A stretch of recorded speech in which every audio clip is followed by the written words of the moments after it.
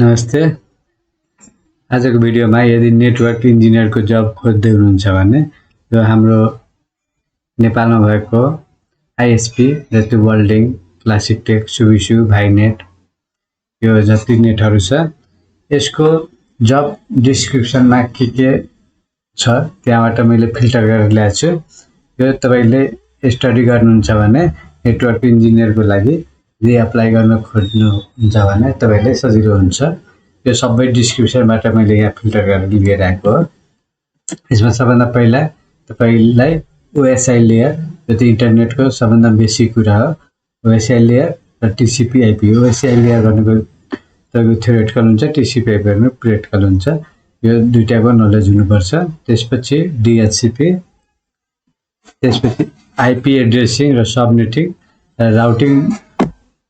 Routing कन्सेप्टहरु vlsm, cidr यो पनि सबनेटिङकै हुन्छ।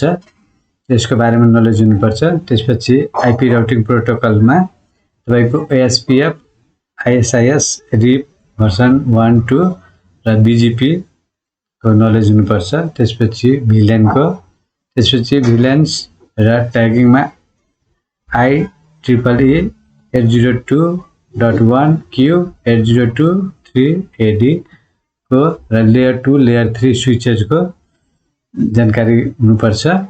त्यसपछि लेयर 3 मा तपाईको आईपी रिलेटेड सानो कुराहरु जुन हुन्छ ICMP, MP, TCP, GRE, QS, VRRP यिनीहरुको नलेज हुनुपर्छ। त्यसपछि स्प्यानिङ ट्री,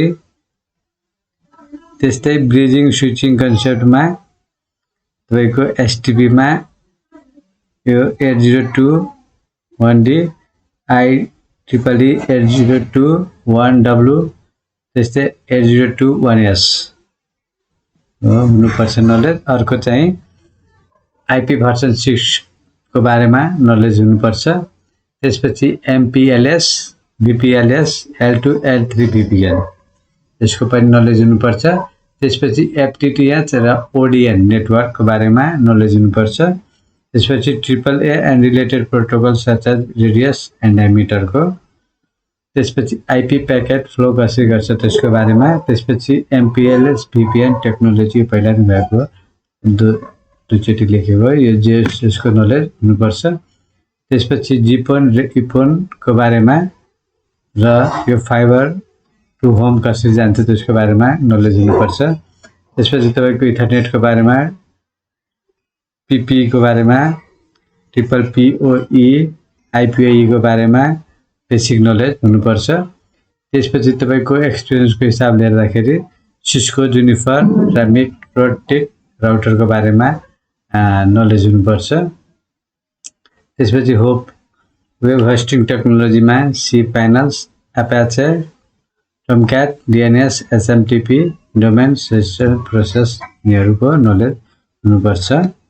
त्यसपछि network security and access control जुन SCL ले हुँदैछ त्यसको।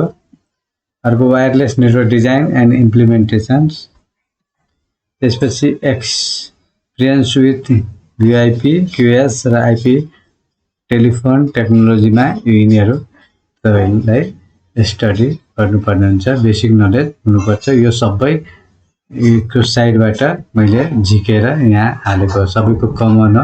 यति हामीले स्टडी गरेर गयो भने नेटवर्क इन्जिनियरिङमा यदि अप्लाई गर्न चाहनुहुन्छ भने तपाईको लागि सजिलो हुन्छ। हस्, थ्यांक यू, धन्यवाद।